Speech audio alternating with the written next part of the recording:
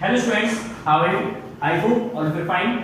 Student, today we are going to discuss a new topic, that is pulling a lawn ruler in is easier than to push it. मतलब जो lawn ruler है, lawn ruler को push करना सबसे difficult काम होता है, उसको पुल करना सबसे इजीएस्ट वर्क होता है। मतलब आप जैसे कोई ग्रास कटर मशीन है, उस ग्रास कटर मशीन को अगर पुश करते हैं, उसको चलाते हैं तो ज्यादा फोर्स लगाना पड़ता है, आपको ज्यादा मेहनत करनी होती है। लेकिन जब उसको पुल करते हैं तो उस केस में हमें कम मेहनत एंड कम फोर्स लगानी पड़ती है। क्यों, उसी को एक्सप्लेन करते हैं। ठीक है, चलो लेट अस सपोज कि एक जो है ये एक रोलर है, ठीक। इस रोलर को यहां पे हम क्या करते हैं, पुश करते हैं, सॉरी पुल करते हैं। इसको यहां पे हम पुल कर रहे हैं at a theta angle with horizontal. ये हॉरिजॉन्टल लाइन है, हॉरिजॉन्टल से एट एंगल थीटा पे हम क्या कर रहे हैं, उस पे एक फोर्स लगा रहे हैं, इसको पुल कर रहे हैं। तो इस केस में ये जो फोर्स है, इस फोर्स के दो कंपोनेंट कर सकते हैं। First component is horizontal component and second is vertical component. तो हॉरिजॉन्टल कंपोनेंट होगा इसका F cos theta and vertical component हो जाएगा इसका F sin थीटा। तो पहला केस है पुल का, पहला केस किसका है, पुल। जब उसको पुल करेंगे तो इस कंडीशन में, तो जैसे ही इसको पुल करेंगे तो रोलर जो है फॉरवर्ड डायरेक्शन में मूव करेगा। व्हेन रोलर फॉरवर्ड डायरेक्शन में मूव करेगा तो उसमें फ्रिक्शन वर्क करेगा मोशन के अपोजिट डायरेक्शन में, that is Fk। And we know that Fk is proportional to R, reaction force। किसके प्रोपोर्शनल होगा, रिएक्शन फोर्स। तो रिएक्शन इज R जो है एक रिएक्शन, देखिए रोलर है, रोलर का अपना कुछ ना कुछ मास होगा जिसकी वजह से उसका अपना वेट होगा, वेट जो है डाउनवर्ड डायरेक्शन में होगा, दैट इज W। वेट को हमने रिप्रेजेंट कर रखा W से, W is equal to mg ले सकते हैं हम, अगर m रोलर का मास हुआ, ठीक है। तो W is equal to mg। अब जब रोलर इस ग्राउंड को डाउनवर्ड डायरेक्शन में क्या करेगा, पुश करेगा, ठीक, इसको नीचे क्या करेगा, पुश करेगा, तो ग्राउंड क्या करेगा, उसके अपोजिट में एक नॉर्मल फोर्स एक्ट करेगा, दैट इज R। तो R is a normal reaction force. If R is the normal reaction force, normal reaction force, then देखिए यहां पे ये जो कंपोनेंट है R F sin theta, R F sin theta balance करेगा किसको, mg, क्योंकि ये दोनों एक दूसरे के अपोजिट है। अब ये जो बॉडी है ना तो ऊपर मूव कर रहा है ना डाउनवर्ड डायरेक्शन में मूव कर सकता है, ना ऊपर जा सकता है ना नीचे जा सकता है। अगर इसको मूव करना है तो ये फॉरवर्ड डायरेक्शन में मूव करेगा, जिस डायरेक्शन में इसको क्या कर रहे हैं, पुल कर रहे हैं। तो इस केस में reaction force plus F sin theta balance करेगा किसको, mg। So now R plus F sin theta is equal to mg। ये इसको क्या करेगा, बैलेंस करेगा। So now reaction force R is equal to, reaction force R is equal to mg minus F sin theta. क्या जाएगा, mg minus F sin theta. Then friction force, that is kinetic friction, friction force Fk, Fk is equal to what, that is equal to mu k into R according to laws of friction। laws of friction सब discuss कर चुके हैं। तो friction force जो है proportional होता है R के, जब प्रोपोर्शनलिटी साइन को रिमूव करते हैं तो क्या आता है, एक प्रोपोर्शनलिटी कांस्टेंट आता है Fk, that is known as coefficient of kinetic friction. तो ये Fk जो coefficient of kinetic friction. So now reaction force, normal reaction force is equal to mg minus F sin theta. So now Fk is equal to, that is mu k or mg minus F sin theta, mg minus F sin theta। This is the friction force in this case। इस case में जब हम क्या करते हैं, roller को पुल कर रहे हैं, तो इस कंडीशन में फ्रिक्शन फोर्स कितना वर्क करेगा, Fk is equal to Fk m bracket में mg minus F sin theta। Second case, when roller को क्या करेंगे, हम पुश करेंगे, व्हेन रोलर को हम क्या कर रहे हैं, पुश करें, पुश करेंगे तो फोर्स कहां लगेगा, डाउनवर्ड डायरेक्शन में। तो हॉरिजॉन्टल से थीटा एंगल पे लेट अस सपोज इसको क्या करते हैं, हम पुश कर रहे हैं, इस डायरेक्शन में फोर्स लगा रहे हैं, ठीक। जब इसको नीचे पुश करेंगे किससे, हॉरिजॉन्टल से थीटा एंगल पे, so now in this case we can split or resolve the force into two component, one is horizontal component and second is vertical component। तो horizontal component जो है इसका f cos theta, क्या है f cos theta, यहाँ पे vector लगा देना, f cos theta, and f का जो vertical component होगा वो जो f sin theta, कहाँ, डाउनवर्ड डायरेक्शन, क्योंकि इस डायरेक्शन में फोर्स है, ये हॉरिजॉन्टल हो गया, ये वर्टिकल हो गया, तो फोर्स ये हो गया, तो f cos थीटा हो जाएगा, एंगल थीटा ये है, और ये जो f sin थीटा, तो ये हॉरिजॉन्टल और ये हमारा वर्टिकल कंपोनेंट। सो नाउ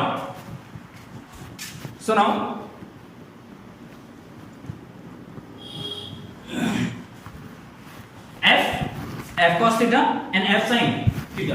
अब इस सिचुएशन में इस पे फ्रिक्शन वर्क करेगा, that is in a backward direction में f k dash, late us suppose कितना फ्रिक्शन वर्क करेगा इसमें f डैश k, एंड यहां पे आपका जो नॉर्मल रिएक्शन फोर्स है, लेट अस सपोज ये r डैश है, कितना है, r डैश है। तो इस सिचुएशन में जब हम क्या कर रहे हैं, रोलर को पुश कर रहे हैं, ठीक है ना, डाउनवर्ड डायरेक्शन के अगर उसको पुश कर रहे हैं और आगे की तरफ ले जा रहे हैं, तो इस केस में जो आपका रिएक्शन फोर्स है r dash, normal reaction force r dash, ये बैलेंस करेगा f sin थीटा और w को, and w is equal to mg, w means weight and weight is equal to mg।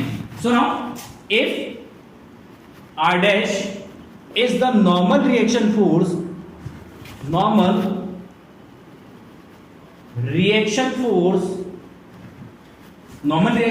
then r dash is equal to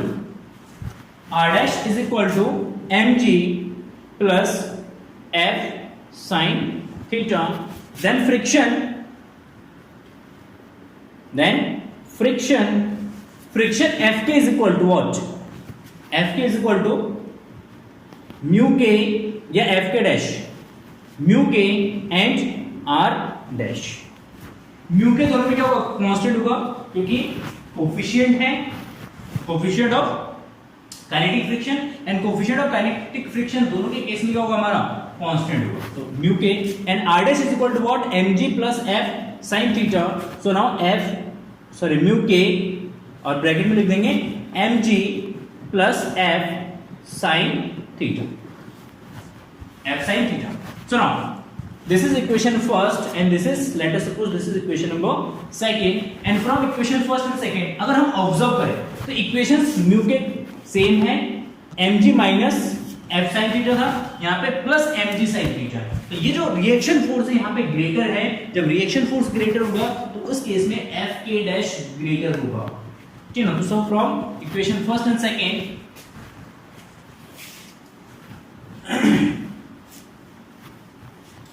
so now from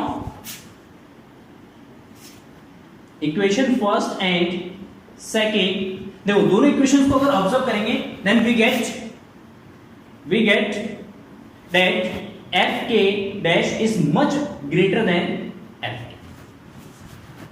मतलब इस case में जब हम roller को क्या कर रहे हैं, पुश कर रहे हैं, तो जब पुशिंग के केस में क्या होगा कि उसमें जो फ्रिक्शन वर्क करेगा वो पुलिंग के केस के कंपैरिजन में ज्यादा होगा, it is much greater than Fk। तो Fk dash is much greater than Fk, so now it is easier to pull a ruler rather than push it, ठीक है। तो इसलिए रोलर को पुश करना बहुत ज्यादा डिफिकल्ट काम होता है, रोलर को अगर पुल करते हैं तो पुल करना जो है बहुत इजीएस्ट वर्क होता है, ठीक है। क्योंकि जब इसको पुल करते हैं तो जो आपका नॉर्मल रिएक्शन फोर्स होता है, नॉर्मल रिएक्शन फोर्स बहुत लो होता है, नॉर्मल रिएक्शन फोर्स लो होने की वजह से आपका फ्रिक्शन लो होता है, और फ्रिक्शन होता है तो इजीली क्या करता है, मूव कर जाता है। जब हम उसको पुश करते हैं तो आपका नॉर्मल रिएक्शन फोर्स ग्रेटर होता है, नॉर्मल रिएक्शन फोर्स ग्रेटर होने की वजह से आपका जो फ्रिक्शन है वो ज्यादा एक्ट करता है, वो ग्रेटर होता है, और फ्रिक्शन जहां पे ग्रेटर होगा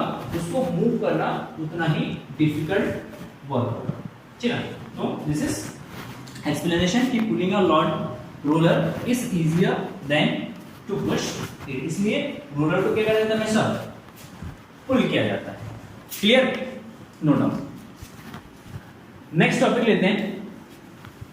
next topic is centripetal force. Centripetal force,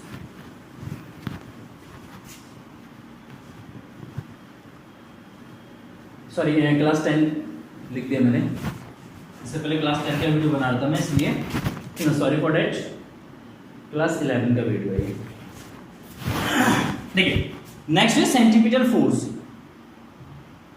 centripetal force, what is a centripetal force? Centripetal force basically it acts when a body move in a circular path. Let us suppose कि अगर कोई भी body circular path पे क्या कर रहा है, move कर रहा है, this is the centre R, sorry centre O, radius is R, और यहाँ पे कोई भी बॉडी एक सर्कुलर पाथ पे भी वेलोसिटी से क्या कर रहा है, मूव कर रहा है, एंड पार्टिकल का जो मास है वो कितना है, m है, रेडियस R है। तो इस केस में जब कोई भी बॉडी सर्कुलर मोशन करता है या रोटेट करता है, रोटेशनल मोशन होता है, तो उस केस में हमेशा उस बॉडी पे एक फोर्स एक्ट करता है जिसका डायरेक्शन होता है along the radius towards the centre, along the radius towards the centre. मतलब इस पॉइंट पे जो फोर्स होगा आपका सेंटर की तरफ होगा। लेट अस सपोज अगर मास यहाँ पे है तो इस पे आपका फोर्स एक्ट करेगा सेंटर की तरफ, अगर इस पॉइंट पे है तो ये भी सेंटर की तरफ वर्क करेगा, और इस पॉइंट पे है तो ये भी आपका सेंटर की तरफ ही वर्क करेगा। जैसे आप किसी थ्रेड में एक स्टोन को बांध के उसको घुमाएं, किसी भी सर्कल में, हॉरिजॉन्टल सर्कल में या वर्टिकल सर्कल में कहीं पे भी घुमाएंगे, तो हम हमेशा हर एक पॉइंट पे क्या कर रहे हैं, उसे थ्रेड को अपनी तरफ खींचते हैं, मतलब सेंटर की तरफ खींचते हैं, तभी वो क्या करता है, रोटेट करता है। अगर वहां से खींचना छोड़ दे, सेंटर से क्या करना, उस थ्रेड को खींचना छोड़ दे, तो कभी भी मूव नहीं करेगा, सर्कुलर पाथ पे मूव नहीं करेगा। तो कोई भी बॉडी अगर सर्कुलर मोशन में है, सर्कुलर पाथ पे मूव कर रहा है, यूनिफॉर्म मोशन है, तो उस केस में उस बॉडी पे या उस ऑब्जेक्ट पे हमेशा एक फोर्स एक्ट करता है, और इस फोर्स का जो डायरेक्शन होता है वो हमेशा आपका along the radius towards the centre होता है, रेडियस के अलोंग सेंटर की तरफ होता है। और इस सिचुएशन में इस बॉडी पे जो फोर्स एक्ट करता है, this force is known as centripetal force. क्या होता है, सेंट्रीपिटल फोर्स। और इसी के इंस्टेंट एक फोर्स आपका इसी रेडियस के अलोंग इसके अपोजिट डायरेक्शन में वर्क करता है, ठीक है। जैसे यहाँ पे कोई भी बॉडी है, अगर ये मूव कर रहा है तो एक तो इस सेंटर की तरफ वर्क करेगा, एट अ इंस्टेंट एक फोर्स जो है आउटवर्ड डायरेक्शन में वर्क करता है, दैट इज एफ डैश। ये दोनों मैग्नीट्यूड में इक्वल्स होते हैं, लेकिन डायरेक्शन भी क्या होते हैं, अपोजिट होते हैं। So now this force is known as centripetal force, centripetal force, and this force is known as centrifugal force, centrifugal force। इनका मैग्नीट्यूड इक्वल होता है, लेकिन डायरेक्शन क्या होते हैं, अपोजिट होते हैं। लेकिन यहाँ पे एक चीज आपको सोचना पड़ेगा, समझना पड़ेगा कि सेंट्रीपिटल एंड सेंट्रीफ्यूगल फोर्स के कारण ही बॉडी जो है सर्कुलर पाथ पे मूव कर पाता है, रोटेट कर पाता है। तो मोस्ट इंपोर्टेंट यहाँ पे रोल किसका होता है, सेंट्रीपिटल फोर्स का ही होता है। सेंट्रीपिटल फोर्स को यहाँ पे कंसीडर हम नहीं करते, लेकिन फोर्स वर्क करता है। कैसे पता चलेगा कि ना, जैसे आप क्या करो, उस एक थ्रेड में स्टोन को बांध के उसको घुमाओ हॉरिजॉन्टल या वर्टिकल प्लेन में, और एट इंस्टेंट उसको छोड़ दो। एट इंस्टेंट क्या करो, छोड़ दो, क्या वो सर्कुलर पाथ पे मूव करेगा? आंसर है नहीं। कहाँ जाएगा वो? एक पर्टिकुलर डायरेक्शन में क्या होगा, मूव कर जाएगा, पर्टिकुलर डायरेक्शन में मूव कर जाएगा। या जैसे आपने कभी देखा होगा कि जहां पे भी रोड बेंड होता है, लेट अस सपोज ऐसे है और यहां से एक रोड क्या होता है, इस तरीके से बेंड हो जाता है। कोई भी व्हीकल्स या जैसे बाइक आता है, कोई भी हाई स्पीड से आता है इधर से, और हाई स्पीड से वो क्या करता है, मोड़ता है। यहाँ पे जो मोड़ होती है रोड में, जैसे वहां से मोड़ने की कोशिश करता है, अगर उसकी वेलोसिटी बहुत ज्यादा होती है तो क्या होता है, वो ना मुड़ के वो कुछ इस तरीके से अलग डायरेक्शन में चल रहा है। ठीक है, क्यों? क्योंकि इस कंडीशन में जब उसको मोड़ने के लिए, क्योंकि यहाँ पे मोशन कैसा है, सर्कुलर होगा, इस लोकेशन में मोशन कैसा है, सर्कुलर। और इस केस में अगर उसको centripetal force and centrifugal force equal amount में नहीं लगा तो वो कभी भी मोड़ नहीं पाएगा। इस सिचुएशन में अगर सेंट्रीफ्यूगल फोर्स ज्यादा है तो इस डायरेक्शन में चला जाएगा, अगर सेंट्रीपिटल फोर्स ज्यादा हुआ तो इस डायरेक्शन में चला जाएगा, वो मुड़ ही नहीं पाएगा।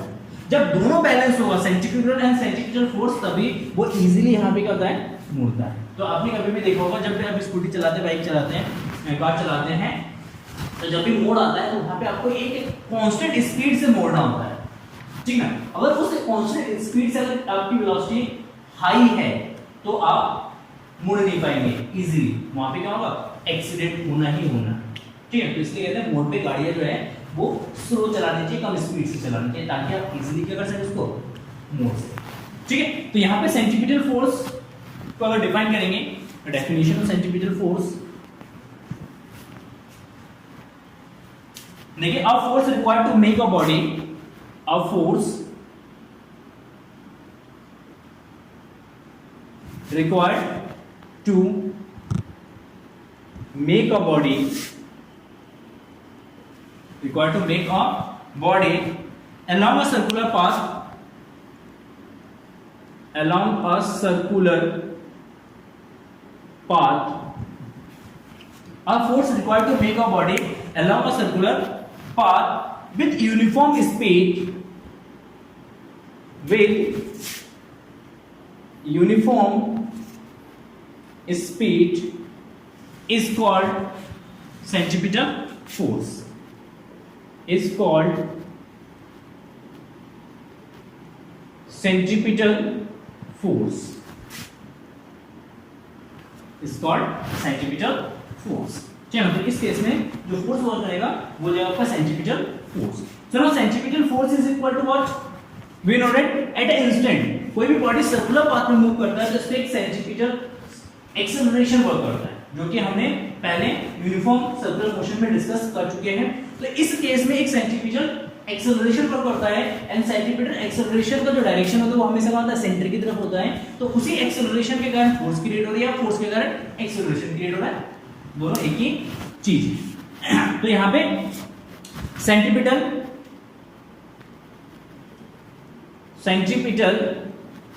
Force, sorry acceleration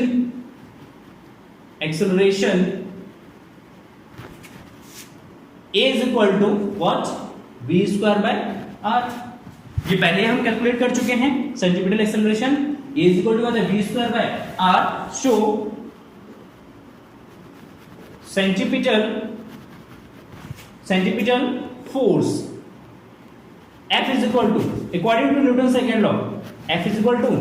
m is the mass of object, या जो भी बॉडी सर्कुलर पाथ में मूव कर रहा है उस बॉडी का मास है m। तो F is equal to ma, clear. So now F is equal to ma, m into a is the centripetal acceleration and it is v square by r, तो mv square by r। this is the formula for centripetal force। चलो centripetal force के लिए formula जो है mv square upon r। It is the most important formula, बहुत जगह हम इसको यूज करते हैं, जहां पे भी सर्कुलर मोशन होगा, सर्कुलर मोशन में हमेशा आपको सेंट्रीपिटल फोर्स का ही यूज करना है, ठीक है, क्लियर है। सुनो, if omega is the angular velocity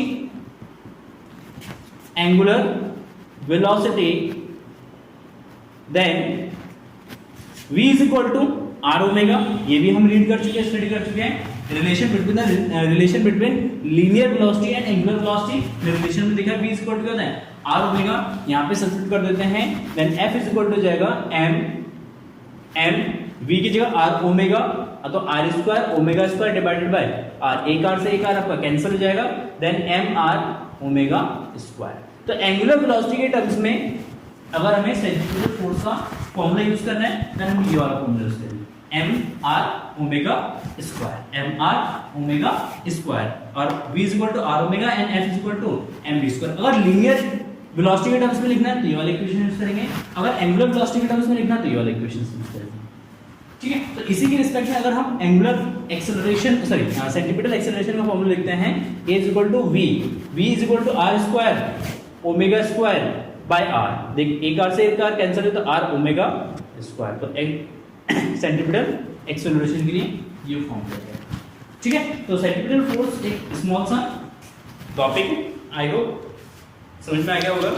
तो कहीं पे भी रोड पे व्हीकल्स टर्न लेता है मोड़ पे, बिकॉज का टर्निंग होता है, टर्न होता है, वहां पे भी सेंट्रीफ्यूगल फोर्स वर्क करता है। किसी भी एक स्टोन को एक थ्रेड पे बांध के उसको हॉरिजॉन्टल प्लेन में या वर्टिकल प्लेन में अगर हम उसको मूव करते हैं, वहां पे भी आपका हॉरिजॉन्टल सेंट्रीफ्यूगल फोर्स वर्क करता है। या कोई भी बॉडी अगर रोटेशन कर रहा है या सर्कुलर पाथ में मूव कर रहा है, तो हर पॉइंट पे क्या वर्क करेगा, सेंट्रीफ्यूगल फोर्स वर्क करेगा।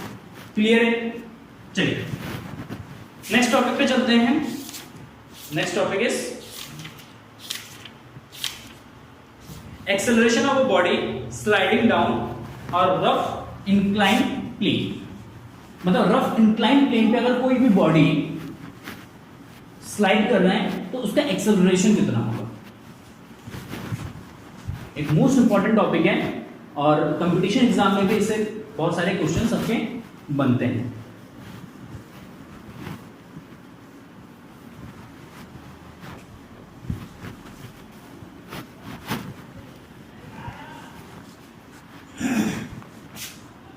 सुनो, next topic is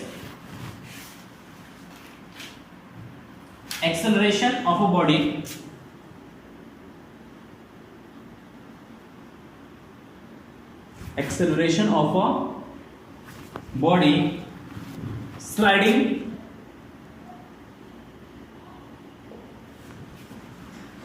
down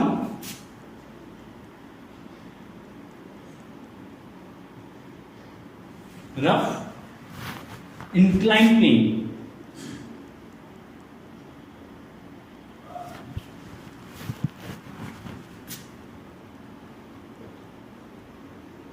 inclined plane।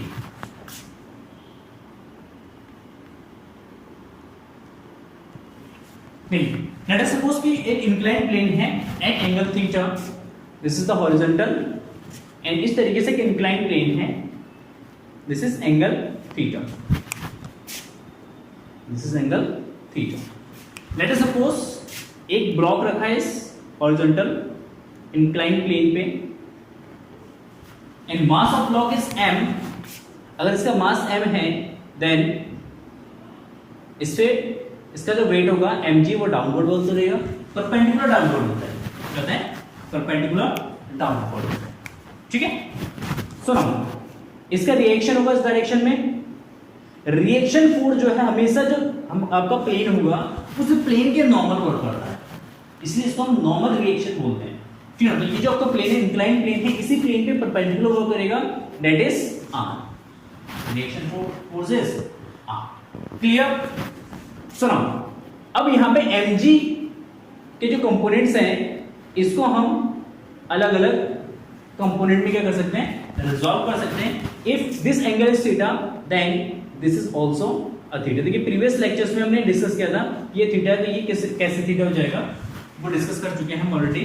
ठीक है, अगेन मैं यहां पे मैं आपको बता देता हूं क्यों होगा थीटा। देखिए सिंपल सी बात है, यहां पे ये आपका इंक्लाइंड प्लेन है, this is angle is theta, mg जो है यहां पे 90 पे वर्क करेगा, mg जो है यहां पे कितना होगा 90, और यहां पे जो आपका प्लेन है ये हॉरिजॉन्टल प्लेन है, ये दोनों क्या है हॉरिजॉन्टल लाइन है। ठीक, सुनो, let us see, this is theta, ये 90 है, और यहां पे ये जो एंगल होगा यहां पे ये 90 का होगा, दिस एंगल इज 90। अगर ये 90 है तो इस केस में ये 90 हो जाएगा, तो ये 90 माइनस थीटा हो जाएगा, ये 90 माइनस थीटा हो जाएगा। अगर ये 90 माइनस थीटा है, यहां पे ये 90 का हो जाएगा, तो ये आपका थीटा हो जाएगा, टोटल एंगल ये कितना जाएगा थीटा हो जाएगा। क्योंकि इस वाले ट्रायंगल में अगर ऑब्जर्व करेंगे, इस वाले ट्रायंगल में, तो ये 90 माइनस थीटा ये आपका परपेंडिकुलर होगा, तो ये वाला जो एंगल है ये आपका कितना जाएगा 90 minus 90 minus theta, that is theta. ठीक है, तो हमें से याद रखना अगर ये एंगल थीटा है, यहाँ पे mg एंड वर्टिकल कंपोनेंट के बीच में जो एंगल बनेगा, मतलब ये जो नॉर्मल फोर्स है, नॉर्मल के बीच में, नॉर्मल फोर्स के बीच में जो एंगल बनेगा वो आपका थीटा डिग्री का होगा। देन mg के दो कंपोनेंट करेंगे, one component is mg cos theta, क्योंकि एंगल इसके साथ बना, तो ये आपका हॉरिजॉन्टल कंपोनेंट होगा, and this is vertical component vertical component मतलब mg sin theta. Let us suppose कि ये जो आपका ब्लॉक है वो इसी प्लेन में ए एक्सेलरेशन से क्या करता है, डाउनवर्ड डायरेक्शन में स्लाइड कर रहा है, डाउनवर्ड डायरेक्शन में क्या कर रहा है, स्लाइड कर रहा है।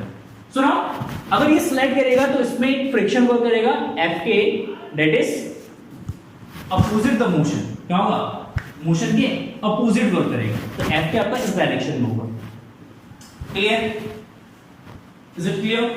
सुनो, लेट अस से mg डाउनवर्ड एफ के आपका अपवर्ड डायरेक्शन मूव करेगा, तो इस केस में अगर बॉडी स्लाइड कर रहा है, किसमें, डाउनवर्ड डायरेक्शन में अगर बॉडी स्लाइड कर रहा है, तो इस केस में, इस सिचुएशन में आपका जो नेट फोर्स होगा वो किस डायरेक्शन में, डाउनवर्ड डायरेक्शन में वर्क करेगा। It means mg is greater than F k. सुनो, दो कंपोनेंट करेंगे, vertical motion,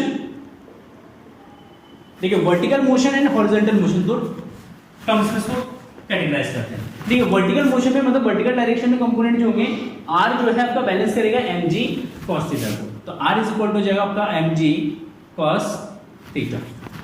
and horizontal motion,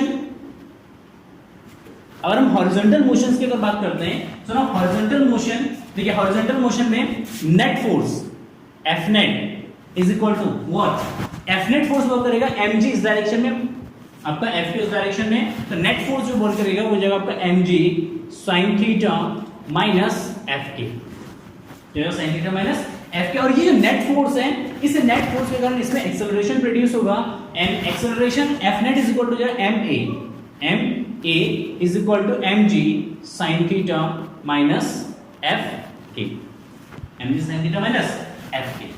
सुनो, where F k is equal to mu के इंटू आर, जो आपका फ्रिक्शन फोर्स होता है वो किसके इक्वल होगा, म्यू के into R. Mu K is the coefficient of kinetic friction and R is the normal reaction force, and normal reaction force is equal to mu के into mg cos theta, and ये वाला value यहां पे substitute कर देंगे, then ma is equal to mg sin theta minus mu K mg cos theta. ठीक, m common आ जाएगा, m से m कैंसिल हो जाएगा, then a is equal to g sin theta minus mu k g cos theta, mu k g cos theta. तो ये जो हमारा एक्सेलरेशन के फॉर्मूला, यहां से आप चाहे तो g कॉमन ले सकते हैं, तो g कॉमन लिया तो sin थीटा माइनस म्यू के cos theta. This is the acceleration of sliding body, जो आपका बॉडी स्लाइड कर रहा है, इस स्लाइडिंग बॉडी का ये एक्सेलरेशन हो जाएगा। इसी फॉर्मूले पे कर सकते हैं, इसका एक्सेलरेशन कैलकुलेट कर सकते हैं। क्लियर? No doubt.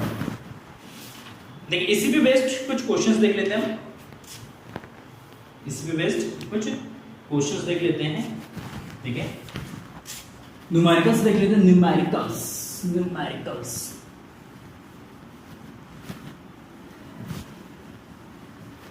फ्रिक्शन पे जो कुछ न्यूमेरिकल्स हम रिवीजन वीडियोस में भी डिस्कस करेंगे, ठीक है ना। इसमें रिवीजन वीडियोस में भी हम फ्रिक्शंस के कुछ न्यूमेरिकल्स डिस्कस करेंगे।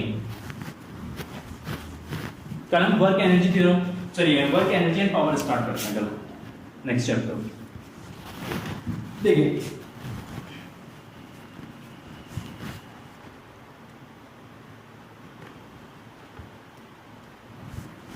Question is a mass of 200 kg is resting on the rough inclined plane of 30 degree. If the coefficient of friction is 1 by root 3, find the least and the greatest force acting parallel to the plane to keep the mass in equilibrium. Means कह रहे हैं कि एक body 30 degree incline plane पे rest पे है, resting position पे है, उस पे मैक्सिमम कितना पैरेलल फोर्स एक्ट कर रहा है जो उस बॉडी को वहां पे रेस्ट पे रखा हुआ है, इसमें रेस्ट में रखा हुआ है, तो उसको हमें कैलकुलेट करना है। ठीक, सुनो,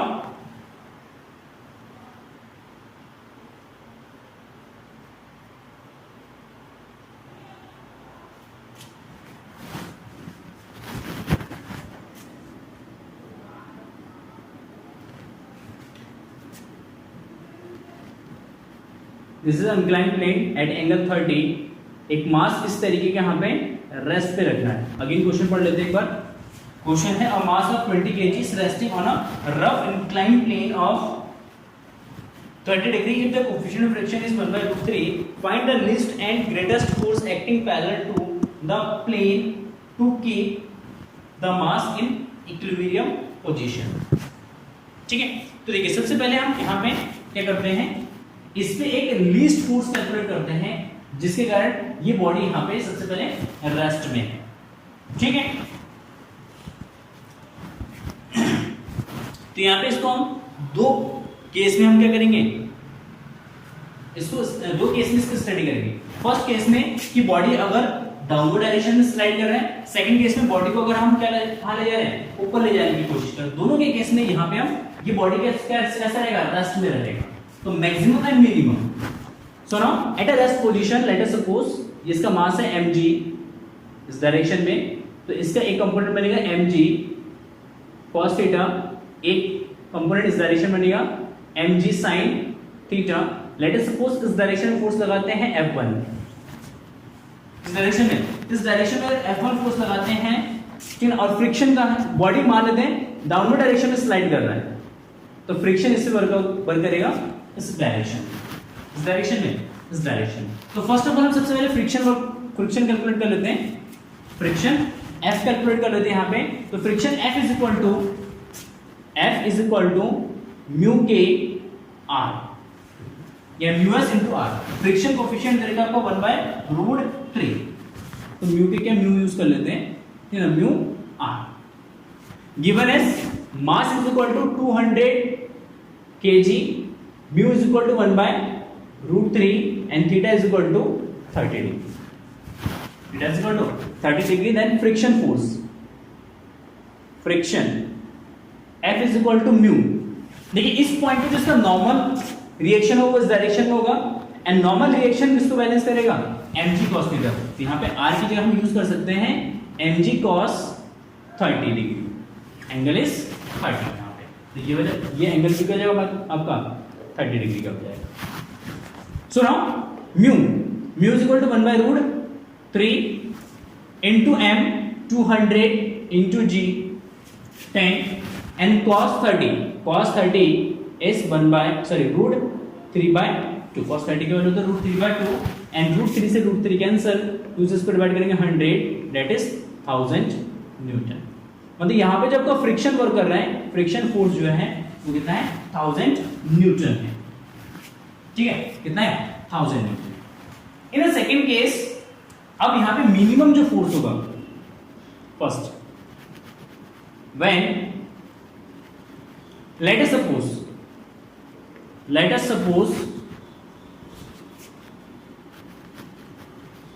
body is sliding या slide downward। कहां, अगर डाउनवर्ड स्लाइड कर रहा है तो इस केस में F1 plus F friction is equal to what is mg sin theta.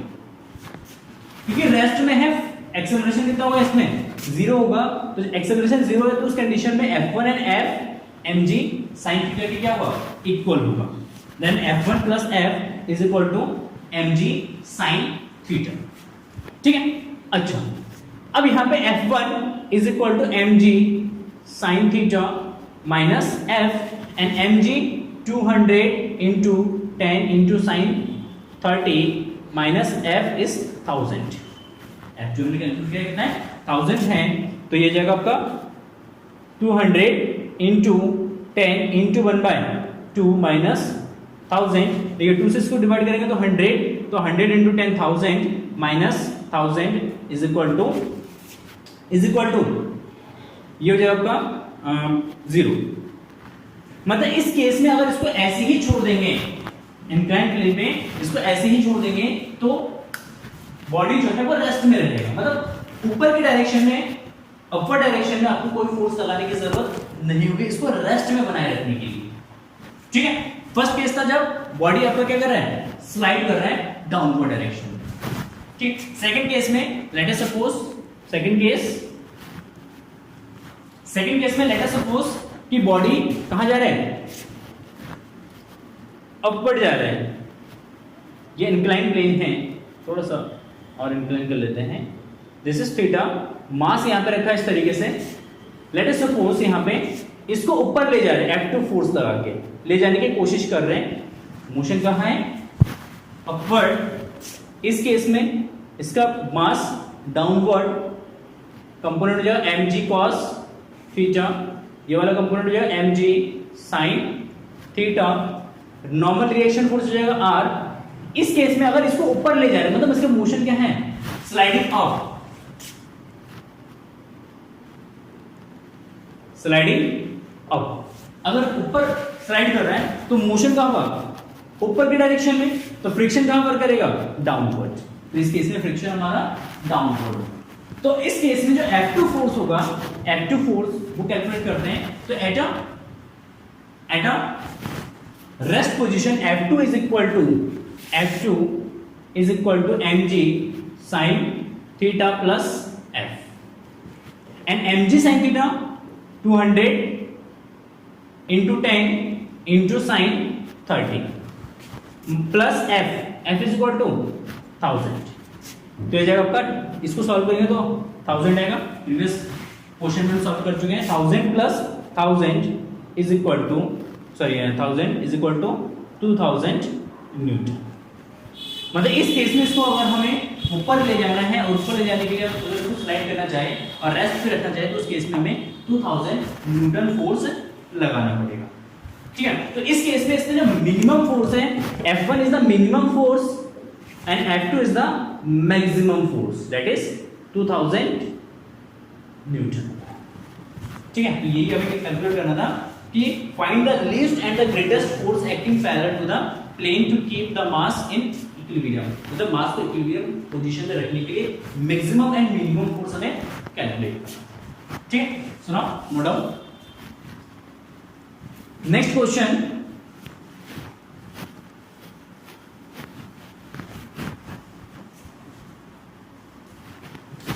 Last question लेते हैं,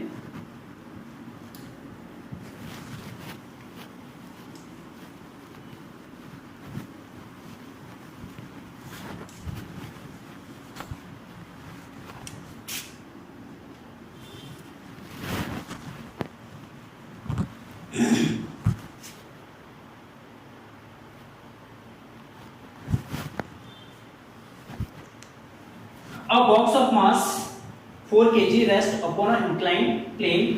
The inclination of the plane is horizontal, is gradually increased.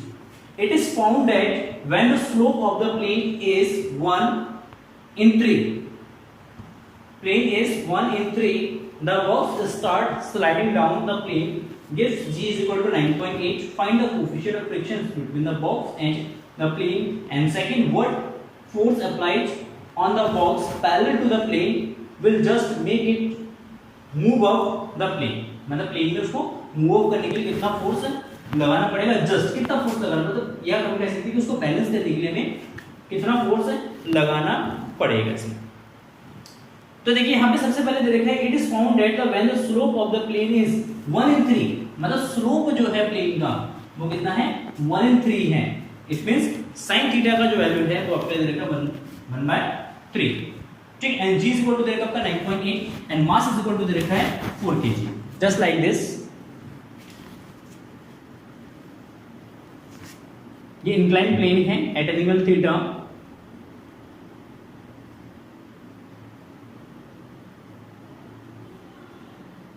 ये आपका मास है mg cos theta, mg sin theta, इस direction में force लगाएंगे, friction इसमें downward होगा एंड नॉर्मल रिएक्शन क्या होगा, मतलब इसको स्लाइड अप करना है, ठीक है ना, स्लाइड अप करना है, मतलब एक्सेलरेशन इस डायरेक्शन में लाना है हमें, लेकिन just before begin the motion इस पे कितना मैक्सिमम फोर्स एक्ट करना है या कितना मैक्सिमम फोर्स इसमें लगाना है वो कैलकुलेट करना है, ठीक है।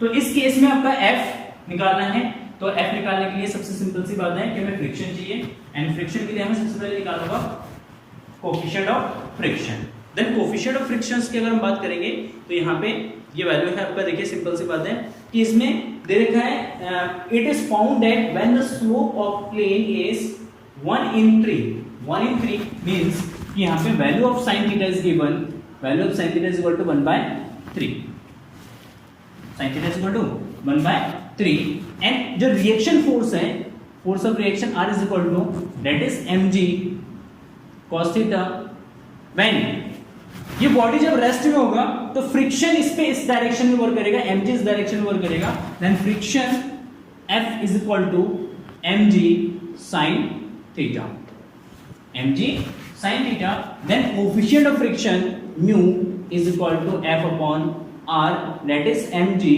sin theta by mg cos theta.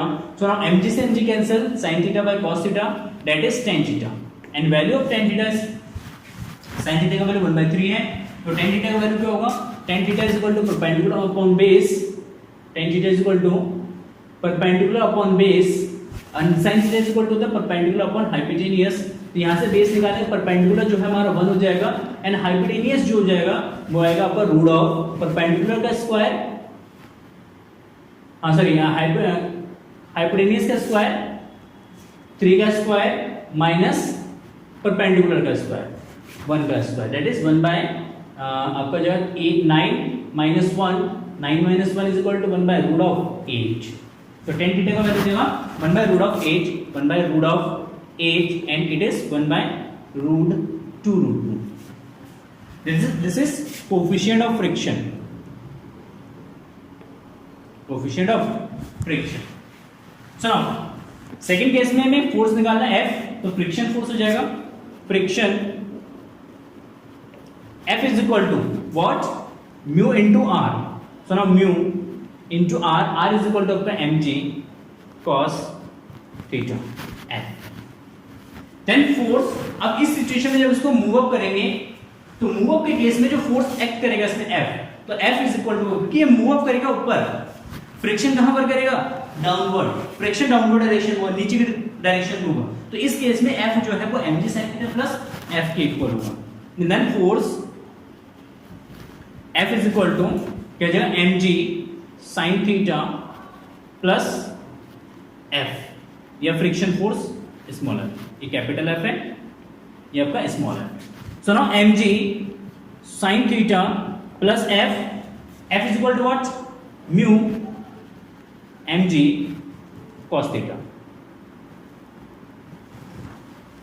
mu mg cos theta. Clear? तो ये जो आपका mg m is equal to 4 into g 9.8 into sin theta, sin theta is equal to 1/3 plus mu is equal to 1/2 root 2 into mg 4 into g 9.8 into cos theta, and cos theta is equal to root of 1 minus sin square theta, फिर root of 1 minus sin square theta 1/3 का square, तो ये 1 minus 1/9, LCM ले लेंगे 1, तो 9 बन जाए 9 minus 1 8 का square root 2 root 2/3, cos theta का वैल्यू 2 root 3 सॉरी 2 root 2/3, ये 2 root 2/3 इससे कैंसिल आउट हो जाएगा, इससे कैंसिल आउट, और इस केस में इन दोनों को ऐड कर देंगे तो जाएगा, देखिए सेम चीज है, तो 2 into 4 into 9.8 into 1/3 1/3 से इसको डिवाइड कर देना, 4 2 जा 8 into 3 3 जा 9 point 3 2 जा 6 6 7, या 6 तक ले लेते हैं, या 6 7 इसको 7 कर लेते हैं, 8 7 जा 56 5 8 2 जा 16 21 and 8 3 जा 24 and 26, तो इस पे जो फोर्स लगेगा वो आपका 26.16 न्यूटन लगेगा. ठीक है, तो ये भी आपका सिंपल सा क्वेश्चन है, आई होप समझ में आएगा होगा. कुछ न्यूमेरिकल से रिवीजन वीडियो में भी हम इसको लेंगे एंड इसके बाद हम वर्क एनर्जी पावर पे मूव करेंगे कल, ठीक है. उसके भी 2-3 लेक्चर्स में चैप्टर्स को फिनिश करेंगे एंड उसके बाद जो भी आपका टॉपिक्स रह जाता है जो इंपॉर्टेंट्स नहीं है वो हम बाकी आपके एग्जाम्स के बाद उसको डिस्कस करेंगे। ठीक, thank you for watching this video, have a nice day, bye bye.